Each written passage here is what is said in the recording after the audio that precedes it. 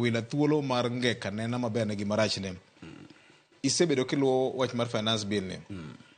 Committee mar planning gi finance no wuotho mochoko pa jopiny e Kenya mangima kuonde moko kech Kenya bende pod lach gi jokanyo kata stakeholders mopogore opogore kaka yo makende mar loso report gi gima ginyalo tere bunge mar piny Kenya.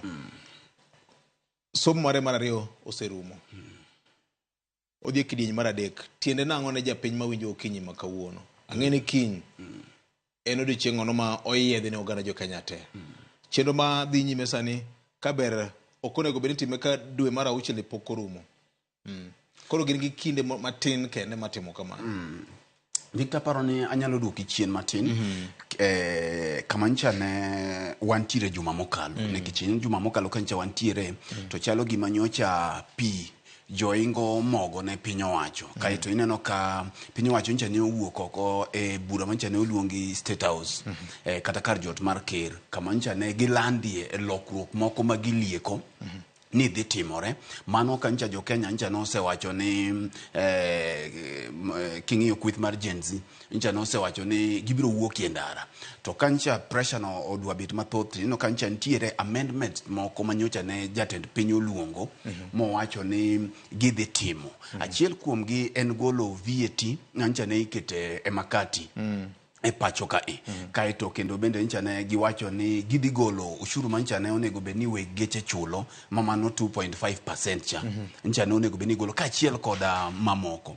To kamane wantiere en ni ing'eyo ni e kidieny manyo bill ni nitiere nyo lokruok gi ok nyal tim nikech stage kata second reading oken stage ma itimie lokruok gi. Koro nyaka ncha wajumbe go ombulu mondo mi gikal kata ka ok gikal tiende ni second reading kanyo ko bill no kokale to bill no tho gi kanyo. Tiende ni en bill motho gi kanyo. Koro ncha ne gikale. Koro bang' kale gini koro chomo gima waluongo ni third reading. Third reading ka ema koro amendments ka idhi kele kuom sani.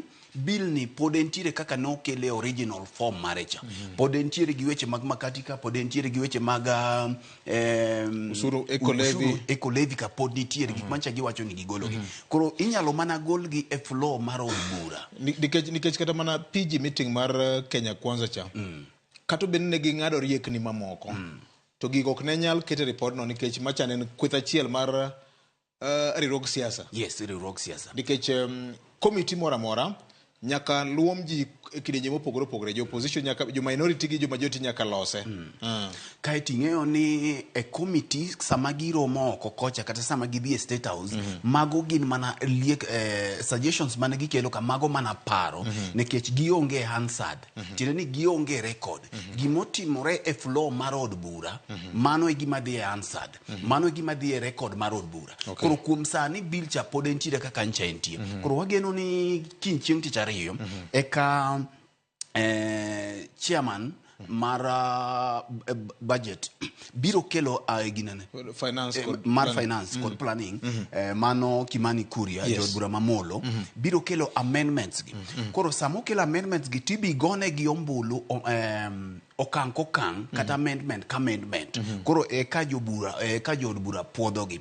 Koro ka gisepodho gi bende wageno ni nitiere amendments mamoko ma bende ibi kel kata mana kweth mar opposition bende biro kelo amendments gi mana ni luore ni kweth jod bura mang'eny oyiengore koma chalo nade. Koro kang makinywa chomieni en mar kelo amendments gi. Dina bed ni piny owacho winjo gima jo piny owacho to nitie amendments mamoko ma bende samoro pod inyalo kel nikech ineno kaka bende liet mar siasa odwa idho matin. Wachich ni kamoro nitiere amendments mamoko ma ginyalo temo mondo mi gikel mondo mi gichal gima gikweyo bende liet mar siasa liet mantiere ni. Koro kokalo kanyo to gidhi gimiluongo ni committee of the whole house. Koro bang'e no ka gisetieko the third reading ma committee of the whole house mane kama koro amendments gitimie. Koro ka gitieko kanyo Victor kokalo third reading no to bill no orumo. Koro en gima tich ang'wen jatend piny chuo yie koke to chako tich.